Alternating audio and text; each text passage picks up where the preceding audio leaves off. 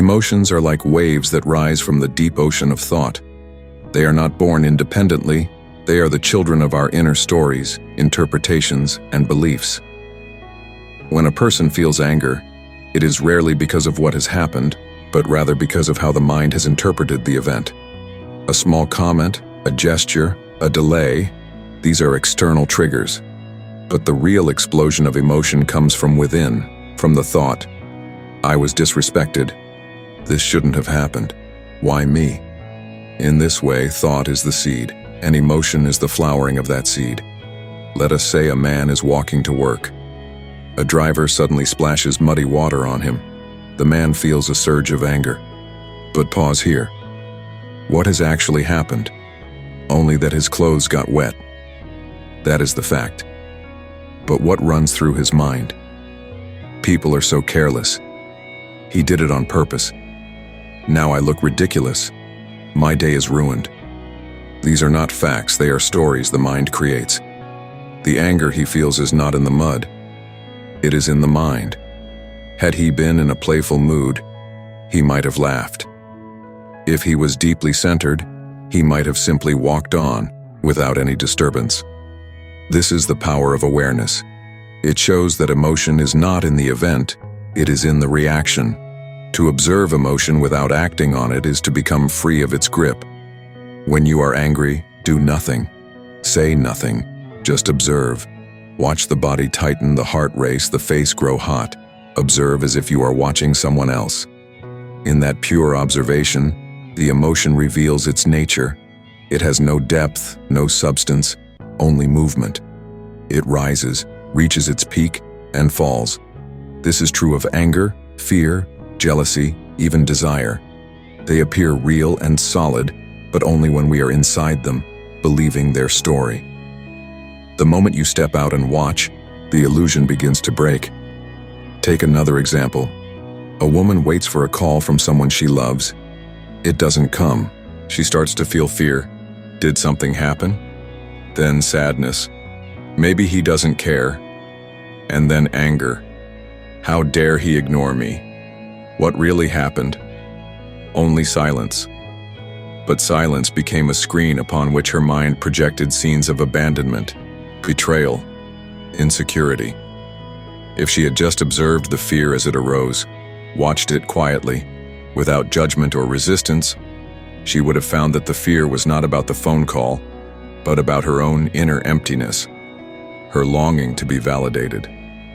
The emotion points not outward but inward, to a wound unhealed.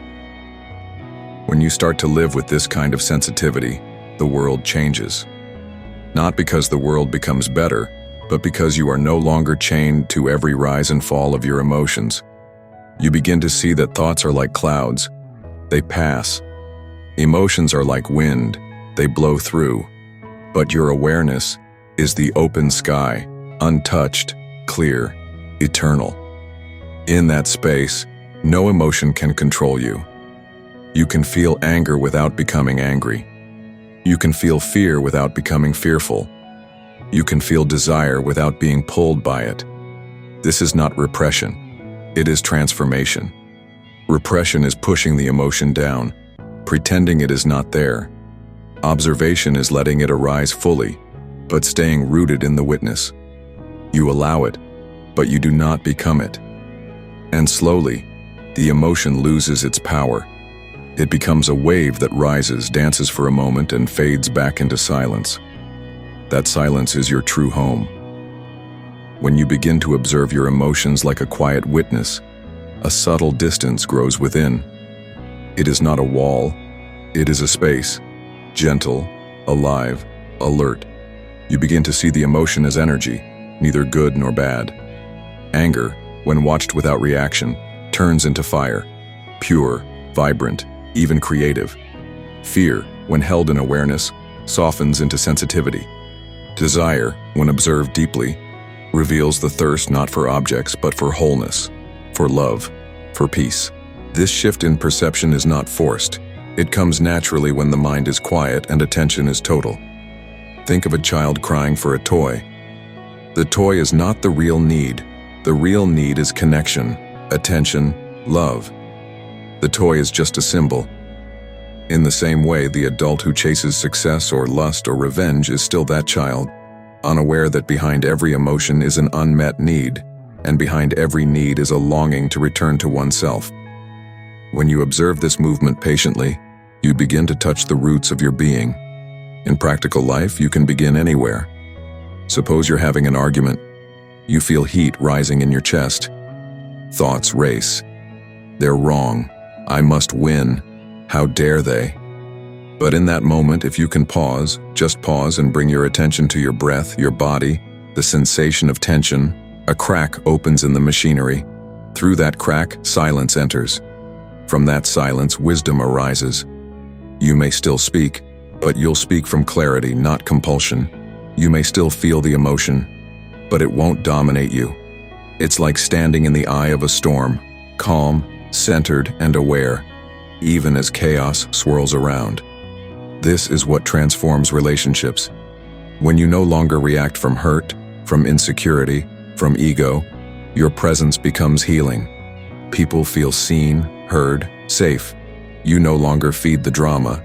You no longer need to be right. You listen more, you judge less.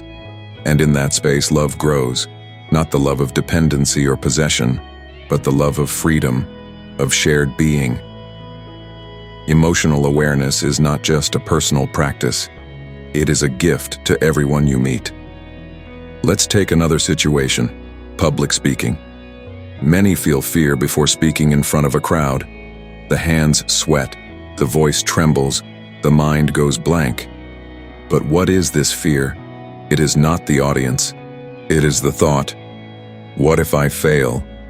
What will they think? Am I good enough? These are thoughts, not truths. And the emotions that follow, panic, anxiety, doubt, are rooted in those thoughts. Now try this. Before going on stage, close your eyes for a minute.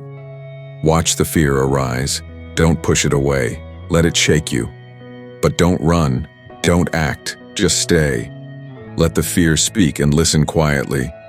You may find that the fear, once fully allowed, melts. What remains is energy, alive, sharp, ready to express. Fear has become presence. In daily life, awareness begins in small moments, pausing before replying to a message, breathing deeply before entering a room, noticing the tightness in your jaw when someone disagrees with you. These small acts of watching accumulate. They become a habit, a way of life. Slowly, the emotional storms lose their grip. You feel lighter, not because life has changed, but because your relationship with life has changed. And this change is sacred. It brings a new intelligence, one not based on memory, or past wounds or imagined futures, but on direct perception. You begin to trust this inner clarity more than your conditioned patterns. You no longer believe every thought. You no longer obey every emotion. You live with them, but you are not ruled by them. This is real freedom, not the freedom to do what you want, but the freedom to not be compelled by what you want.